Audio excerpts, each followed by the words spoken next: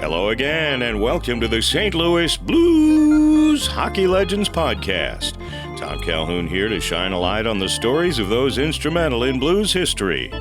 The Blues Legends Podcast is presented by Sarah Honda, O'Fallon, Illinois. Check out their 618 Sarah Bucks offer at sarahhondaofallon.com. A participating sponsor, the Gateway Grizzlies. The greatest night in baseball is August 31st. Don't miss this one. Visit gatewaygrizzlies.com for tickets. On this episode, it's a visit with one of the Blues fan favorites of the early 2000s. He was a college star at Western Michigan, a leave-it-all-on-the-ice type when he got to the Blues, and eventually a Stanley Cup champion with the Blackhawks. He's now a hockey analyst for Sportsnet. Lots to catch up on with number 21, Jamal Mayers. We'll get started in 60 seconds. When it's time to find your next car, what's changed in your life? What's driving you to start the process? What are you really looking for? These are the questions we're asking at Sarah Honda. We believe in real communication, real problem solving, and trustworthy long-term relationships with our customers. We're part of your community, and we want you to be part of ours. At Sarah Honda, the experience drives everything.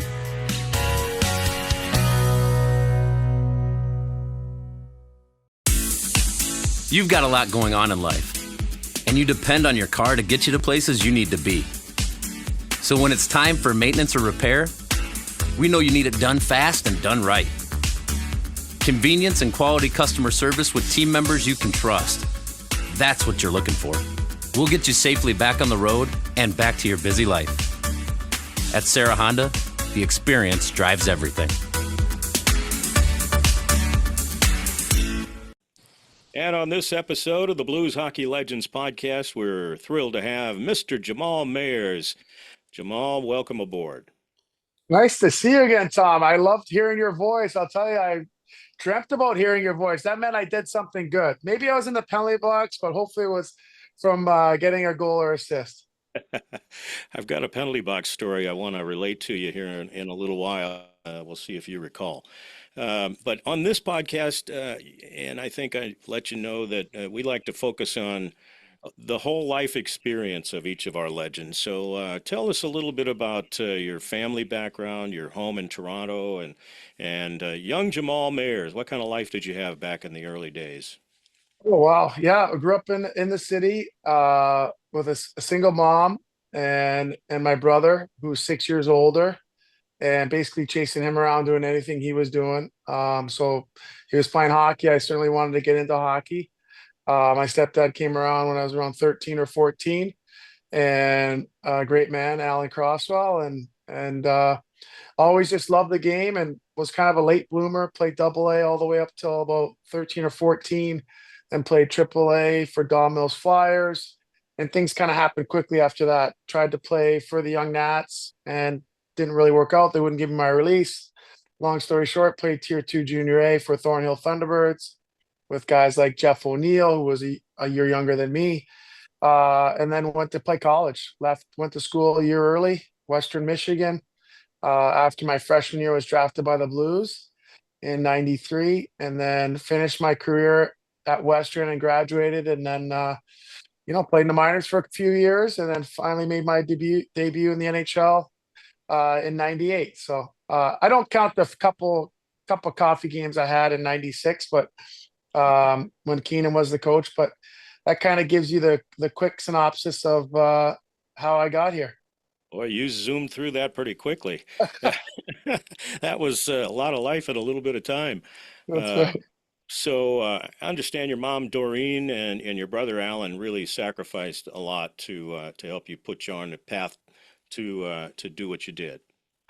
Yeah, that's very true. I think that it's well documented that having a single mom and playing a game of hockey is expensive. And I remember a time when I was 10 years old, it was just too expensive for both of us to play. So my brother was 16 at the time, so kind of on the cusp of where he was going to go with hockey. And so I didn't play for that year and went to all his games and cheered him on, and still played in the different rinks that were frozen outside, tennis courts and such.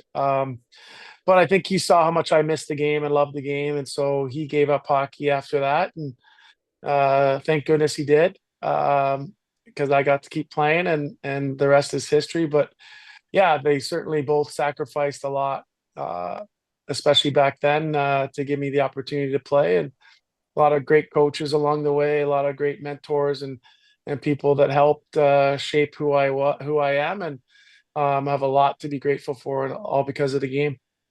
Yeah, that's great. So I understand now you're a proud father of three and husband and watching some kids play sports, right? Tell us about that.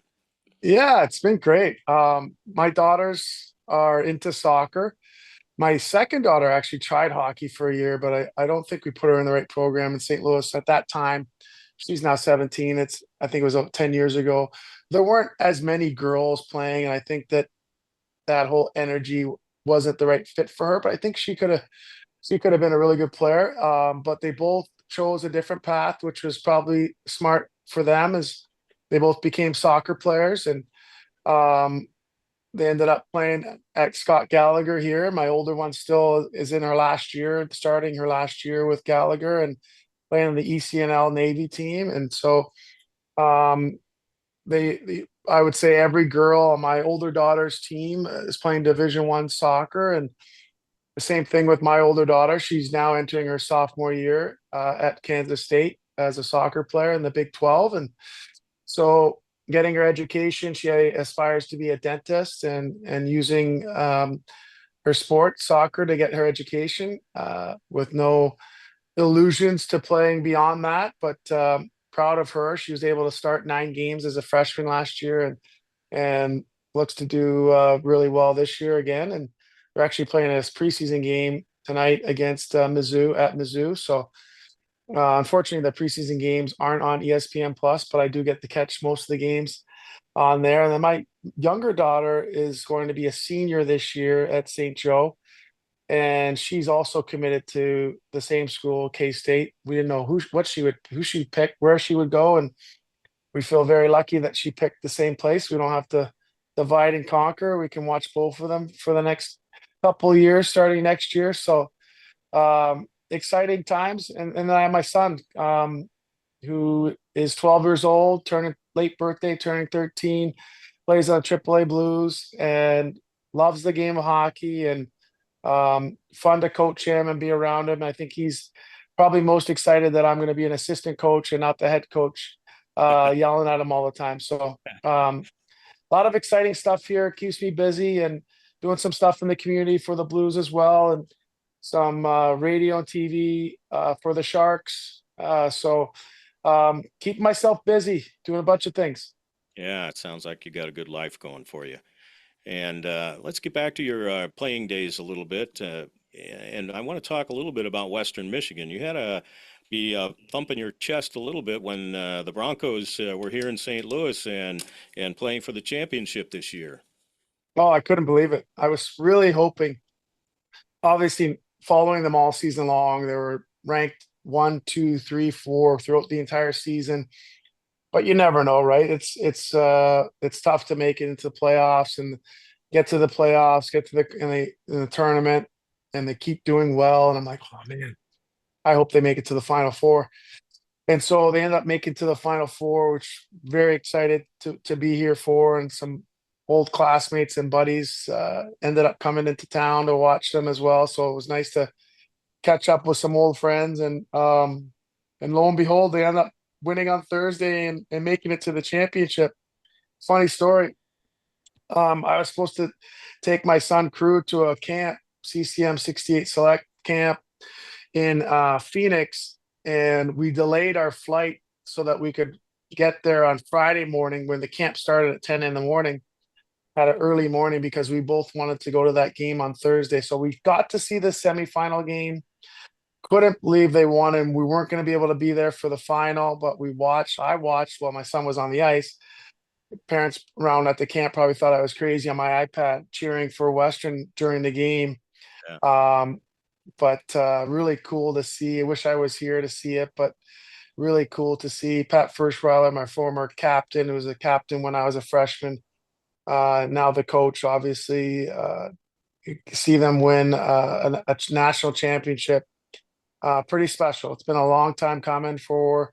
I thought it was going to take a little longer. They have a brand new rink coming out in 2028. I thought a couple years after that new rink, they're going to get some legit, um, you know, athletes and prospects. But they beat my timeline to the punch and were able to get it done this past season. So really excited to see that happen, and fun to see Western be put on the forefront and on the top of mind of college hockey fans.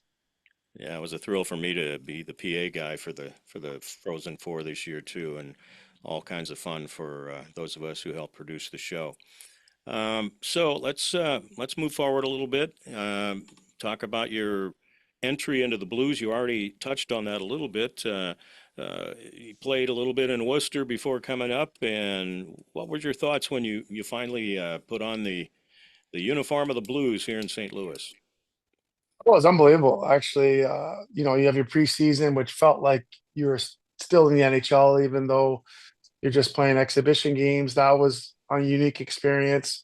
I ended up playing 6 games in the minors in '96, and I got called up. And so right away, I got thrown into the fire, playing a few games. Mike Keenan was a coach at that time. Um, I ended up getting sent down. I was here in St. Louis the day that Keenan got fired. Um, I think Bob Berry might have taken over. Ended up getting sent down the same day. Uh, and so uh, it wasn't like another year and a half before I got called up again. I think that Mike had called up and sent down so many players that the organization decided they're going to slow that down a little bit. And I think that it's probably the best thing for me as I got to mature and cultivate my game in the minors, but was certainly wanting to get back to the NHL. And I'll never forget, I was in St. John's, Newfoundland, playing for Worcester, and I got called up after I was playing really well. I got called up after one of those games. I think it was like a Saturday night. Got called up after the game. Realized I had to fly all day Sunday from St. John's, Newfoundland, and meet the Blues in Miami. Oh my. That is not a short trip. Meet the Blues in Miami, and ended up scoring in my first game back in that game, my first NHL goal, and never went back to the minors. So that was a pretty cool experience, and pretty fun memory for me. Yeah, you played for the Blues through 03, 04. Then comes the lockout, and you play a little bit in Sweden. How was that? That was pretty cool. I wanted to keep playing. The year previous, I played, I think, almost all the games, but I hurt my knee the year before. So I wasn't quite feeling 100%, even though I played 80 games or 79 games. I didn't quite feel like myself. The good thing about going and playing during the lockout for me was I took the brace off, wasn't a huge fan of it. I was strong enough, it was out of my mind, got back to skating how I felt like I could. And I think my game flourished. In fact, having more responsibility offensively in Sweden really gave me extra confidence when I came back. And that year back, when I came back, I think what helped two things. One, I gave my confidence offensively back. And the second thing was when they changed the rules coming out of that lockout to less clutching and grabbing and no holding and hooking, it helped a player like me because I could always skate. So I think it gave me more opportunities offensively, and I ended up, having my best offensive season that year coming out of the lockout. And I think that a big reason why was because of those two things. But I think that going to Sweden was a lot of fun, and I just gotten married, so it was kind of a tough time for us to be apart for a little bit. But I'm glad that I went. It was a great experience. Yeah, and part of the lockout too, you played for the Missouri River Otters along with Barrett Jackman and Jim Montgomery, the new coach of the Blues, and Bryce Salvador was there as well. Tell us about that a little bit. Oh, that's funny. So my brother fell ill, so I had to leave Sweden a little bit earlier than I wanted to. So I came home, and I was just sitting around, and the guys that I hung out with were all playing for the Otters, and I was like, "Oh, maybe I should just go do that." So at first, I was just going to be Reggie Dunlop and be the player assistant coach, and but no, I ended up playing a few games. I think maybe a handful of games, but I was ineligible to play in the playoffs because I had played in Europe past a certain date. And so I did become Reggie Dunlop. I ended up on the bench being the coach. So a fun experience, pretty cool atmosphere. And I think it was fun for the fans to see familiar faces playing for a local team. Yeah, I think Monty was an assistant coach too, and player coach or something like that for a while. Yeah, Yeah. that's great. Get ready for the greatest night in baseball presented by Dutch Hollow, only at Arsenal BG Ballpark. We're kicking things off with a live pregame concert by baseball's best band, and during the game we're giving away 27 prizes, one for every single out, and a jersey off the back auction. Plus, meet real cowboys in a live bull as we gear up for the TK Pro Rodeo this October. And here's the best part. Buy rodeo tickets at the game and pay 0 fees. Cap it all off with a post-game fireworks show, then help us send off the summer right by TPing the entire ballpark. Grab your tickets now, and we'll see you August 31st. So back when the NHL gets started back up, you're starting to hit your stride a little bit. You have 15 goals in the 05-06 season. You're starting to become a pretty strong player, and you play for Canada in the World Championships in 07, winning a gold medal. That had to be a great thing. Yeah, it was. I think that that was a unique year. That year was in Russia. I was in Moscow, and that year I think the Team Canada had a tough time getting like star type caliber players to go to play over in Russia. And so I think they got far enough down the list that I became the next available, and I'm glad they did because I got to go over there, and we had a really good tournament, really good players, team that played the right way and did things for each other, and we ended up winning. So unbelievable experience, great opportunity to do that. Forever grateful to Stevie Y for inviting me to that, and he was the GM at the time. I believe Andy Murray was the coach, so certainly helps when you have your own coach, you know, going to bat for you. But really cool experience. Eric Brewer being there, Jay McClement, yeah, we had and Barrett Jackman. We had our St. Louis Blues contingent there, certainly, and pretty cool experience. And again, great. I always tell the story of how the next year it was in Canada. So a lot of the top NHL players, Canadians, wanted to play. And to the credit of Stevie Y, he invited the same fourth line back again, even though he could have filled that fourth line with second line NHL players.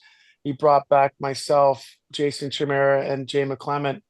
I think because we won the year previous. So I'll never forget that because he didn't have to do that. And I think that if you talk to Jason Chimera and you talk to Jay McClement, they would say the same thing. All good skaters on a fourth line, that's for sure. Yeah, that's right. Really. So you come back to the Blues, but in '08, you're traded to the Toronto Maple Leafs by the Blues. Did you see that coming? I mean, you were an alternate captain for the '07-'08 season. Were you blindsided by that one? It had to be kind of a neat thing to go back to your hometown team. Yeah, honestly, Tom, I was very torn at the time, very upset. The year previous, I was impending unrestricted free agent. Decided to sign right at the deadline, literally in 2 hours before the deadline, before free agency started. I think that's how it happened. Before free agency, I signed a 3-year deal. So I got traded a year later. So very frustrated. My daughter was only 9 days old, my second daughter. So the timing wasn't great. I know it's on surface looked like it was going to be fun and an opportunity to go home. I did not want to do that. If I wanted to do that, I would have, signed somewhere else or waited for free agency. I wanted to stay and remain a Blue. I think sometimes fans forget that I didn't trade myself. When they always give me trouble when they're like, "Oh, you won the cup," but I'm like, "Well, I didn't. I wanted to stay here. I was here 10 years, 10 great years and still felt like I had a lot of hockey left. In some respects, I get it. The game moves along, and it was time for me to move on. But definitely, that was a tough time moving on. But that happens to a lot of players. So that's what happens. So you spent some time in Calgary, signed with San Jose as a free agent for the 09-10 season, one season there, and then signing with the Blackhawks, which was kind of your ticket to the Stanley Cup. And the Hawks win in 12 and 13. You're the oldest player on the team, but your teammates made sure you were third in line after Jonathan Toews and Michael Handzus to hoist the cup after winning the cup. I'll bet you relived that a few times since. Yeah, absolutely. It's actually a funny story. So the morning skate in Boston, we're on the ice, we're getting ready for morning skate, and Taser comes up to me and says, when we win the cup tonight, I'm going to give it to you first. And I said, if I wasn't playing, right? So I'm like, hey, just go focus on winning the game. Like, let's not worry about who you're giving the cup to. So then he comes back to me like 10 minutes later and during practice. It's like, oh, I forgot. I got to give it to Zeus first. And then Zeus is going to give it to you. I'm like, please just focus on the game. And so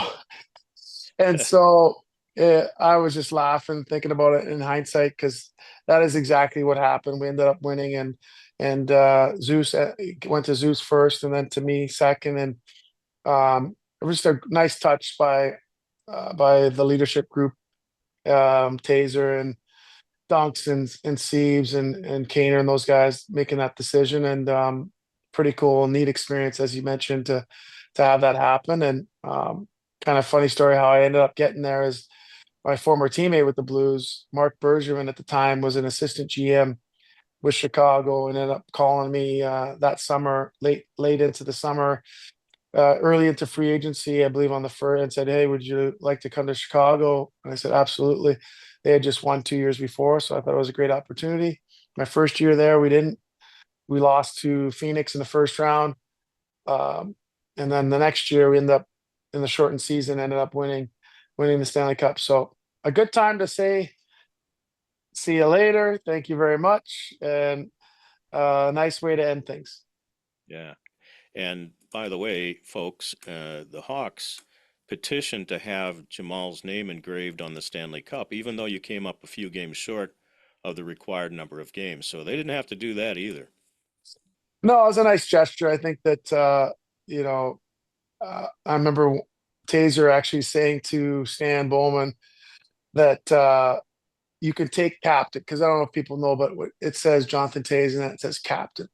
Mm-hmm. And it says that for all the captains. And Taser went as far as saying, hey, you can take captain off to make sure Jammer's name gets on there. And I was like, and then literally a few nights, we had a team party and such. And I remember, Stan saying, listen, there was never ever any question your name's going to be on the cup. So I was definitely wasn't sure how that would work, but very grateful and happy that that's how it ended up.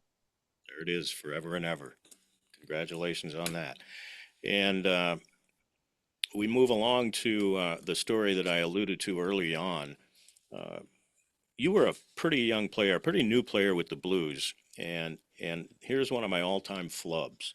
And I want to see if you remember this. So you get a penalty, and you're sitting in the penalty box next to me. I've already introduced you. And somehow I got distracted, and this same number jersey gets put in the visitor's penalty box. And I say, and I don't even remember what team it was. Let's say it was Minnesota. Minnesota penalty number 21, Jamal Mayers. And you tap me on the shoulder and say, hey, I'm in here already. And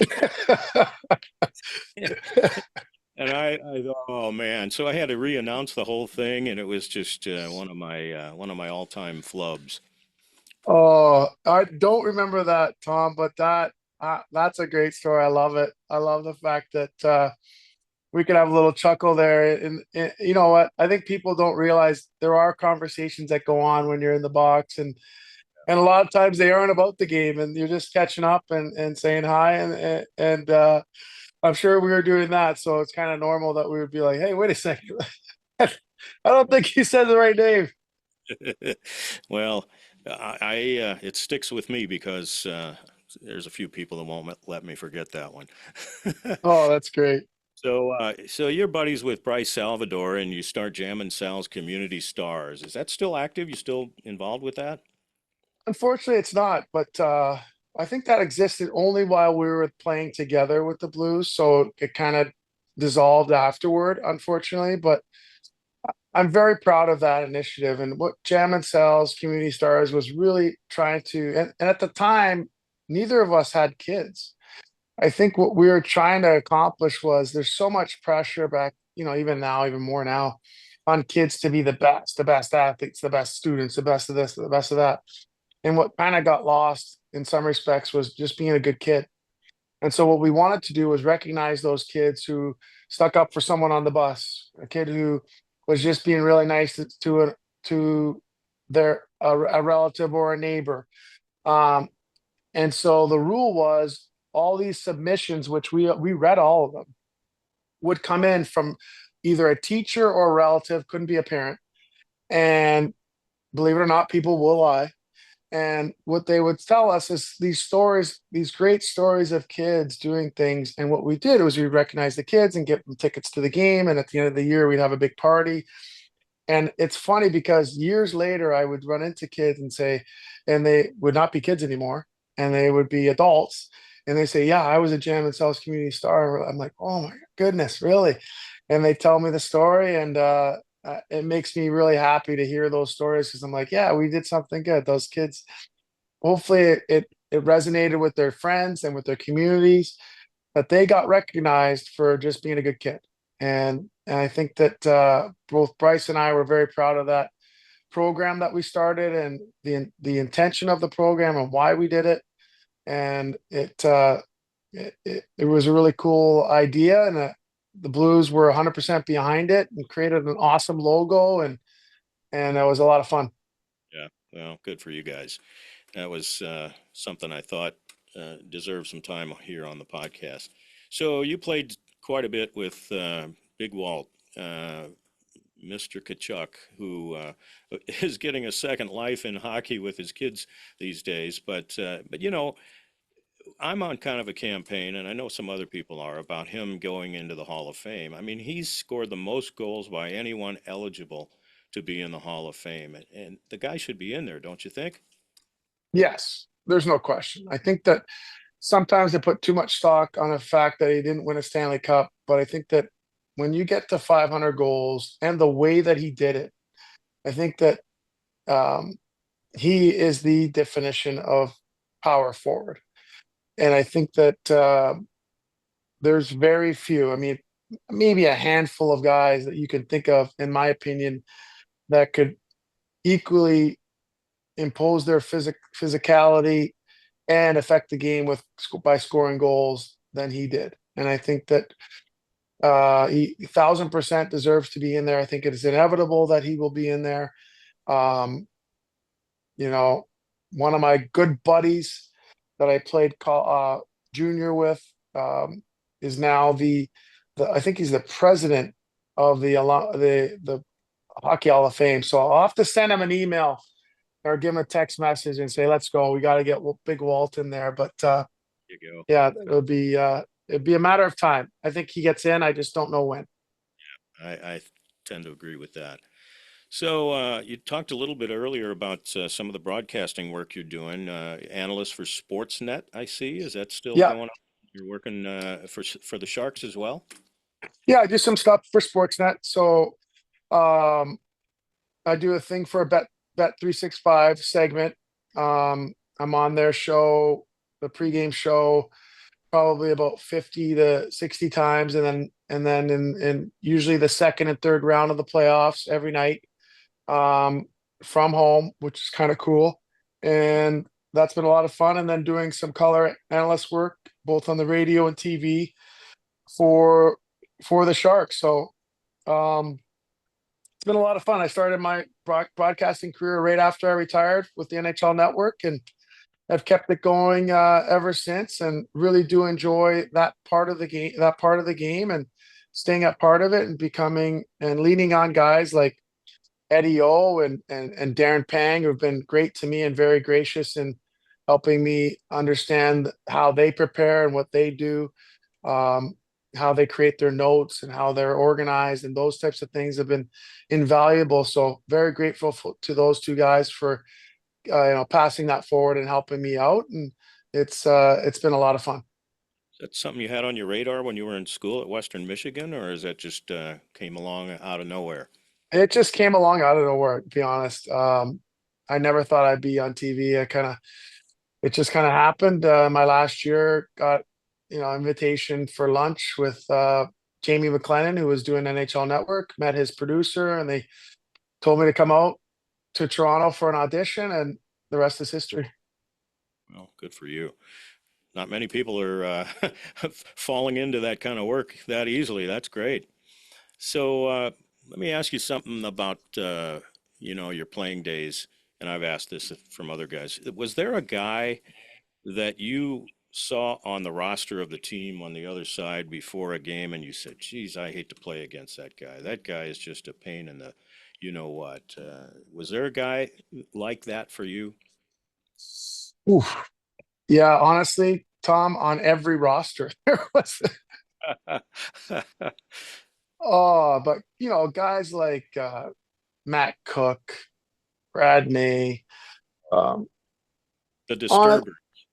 Those types of guys that are just like, are going to make sure that you're mentally engaged, and whether you're ready for it or not, they're going to likely do something you're going to have to respond to, or physically, and defend your teammate, or do something physically as well. So those guys always made it tough, those types of players. So every roster had one, every roster.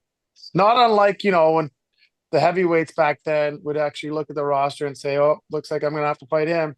For me, fighting was more of a reactionary type of thing, based on what was going on in the game. I didn't have to go out and fight just because. So I don't know how those guys did that.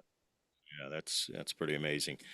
So I always ask also, how would you like to be remembered? Jamal Mayers, and when that name comes up for people who are hockey fans, what would you like them to think? I think that the most important thing was that they think that I left it on the ice, that, I didn't cheat the game. If they came to see me in a game, in a preseason game in September, that they're going to see the same type of effort that they would see in the playoffs.